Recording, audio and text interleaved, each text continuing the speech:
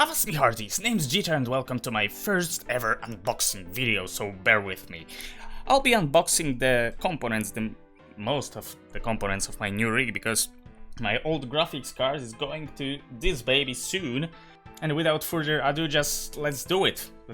Alright, so let's start with a small thing, let's start with a peripheral. I think I need a new mouse because I have a blue Razer, that's still a blue Razer, the father, from like 2014. I bought it just 2 weeks before they've changed to green ones, if you catch my drift. That's 3.5G, so yeah, it's pretty old, but it's unbreakable. It's freaking unbreakable. But the time has come. The time has come to make a change, and exactly how I changed my headphones from Razer to SteelSeries, I've done the same over here. That's Rival 310, that's a really good mouse. I've tested it for a moment, and it was pretty awesome, so let's just open the... Oh, frick.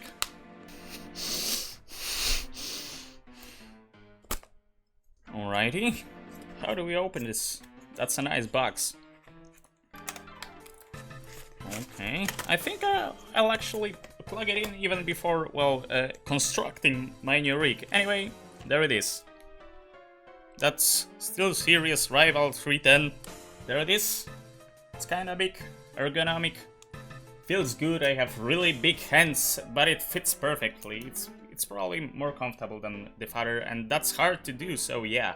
That's a +1. The next thing is a big thing, and that's actually the brain of the whole operation, and that's Ryzen 3700X. Why Ryzen? Why AMD, you may ask? I was actually looking at those processors even in the previous generation, and it was kinda impressive.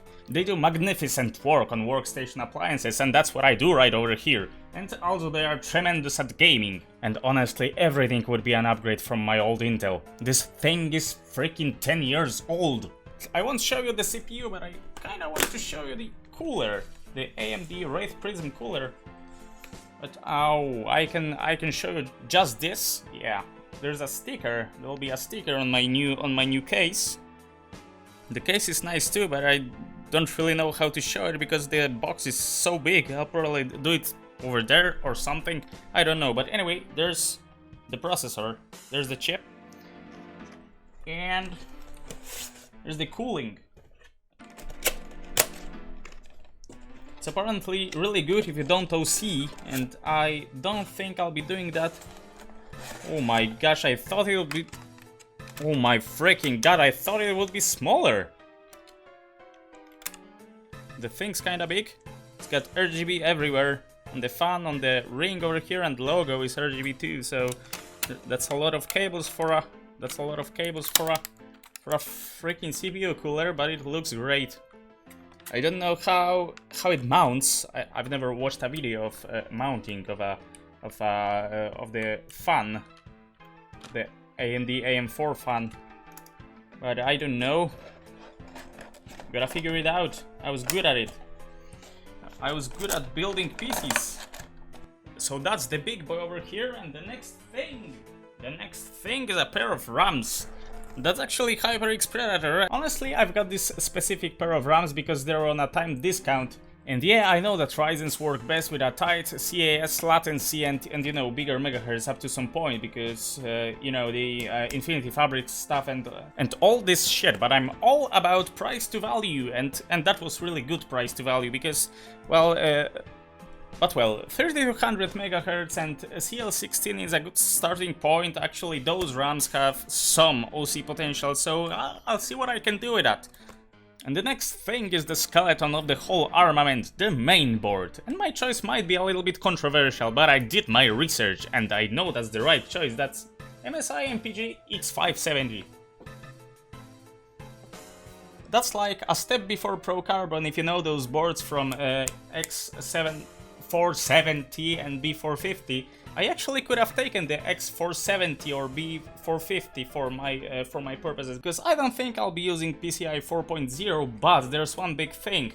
The new Ryzens are not fully compatible with old mainboards. Well, they are, but you need to update the BIOS on those mainboards, and not every model, actually a very little pool of them have something like BIOS flash, when you just plug in a flash drive and it does the job without the CPU. And yeah, I thought like I kind of don't want to wait like 2 months for, you know, for the boot kit from AMD, and I figured that I may spend a little bit more, but on a recent mainboard with the features I might be using in the future, so why not? Let's open this baby. Hi, I figured that it might be a good idea to show you it this way, but I don't have a freaking stabilizer. Wait a moment, that was a bad idea. It's back here. Right, we're gonna figure it out. They used to include this foamy thing in the packaging of the mainboards. I usually use them to actually build my PC. Then just gently take it out so you might see it. So that's my new mainboard. Looks kind of magnificent. Looks better than the things I had before.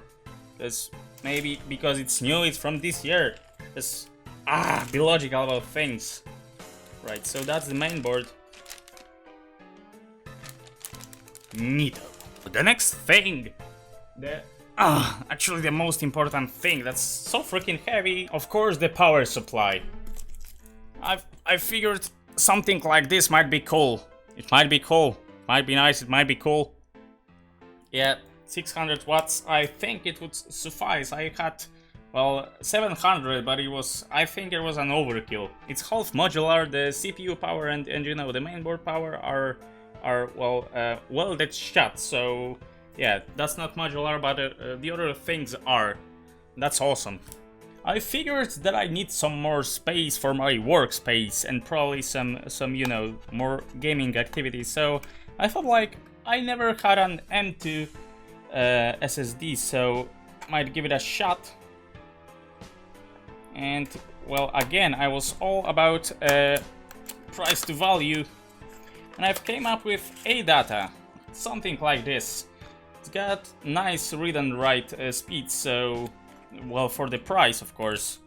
That's like almost 2 gigs read and almost 1.5 for write, so yeah, that's more. Why the hell I thought those things are a little bit bigger?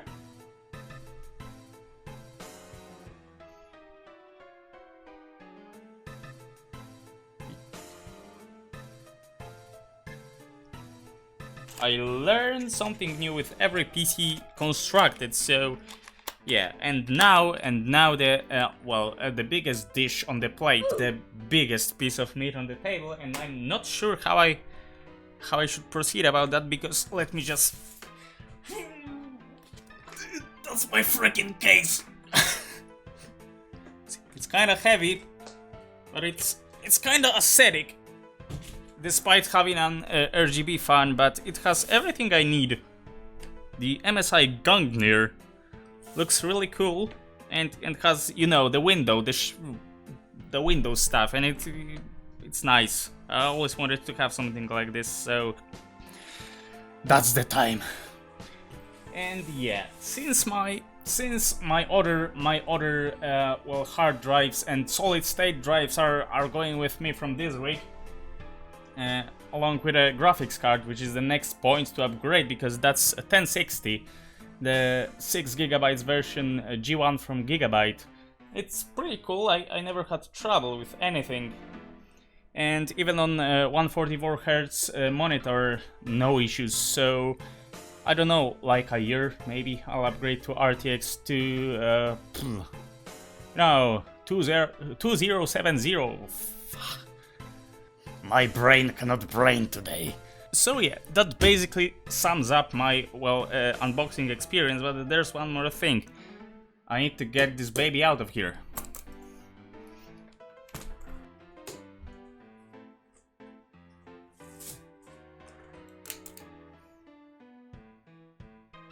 It's freaking wide.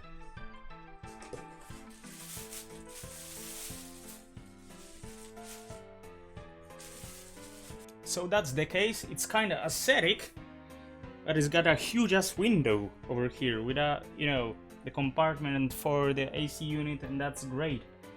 And a lot of slots and other things for different stuff, so yeah, it's gonna be good. Again, that was Gungnir from MSI. Alright, so I think that will sum up my unboxing experience, so wish me luck on putting it together, and well, thank you everybody so much for watching. If you liked this video, then drop a like and subscribe for more, and if you have any comments, just, you know, go down there. And my name is Jitter, and you're awesome!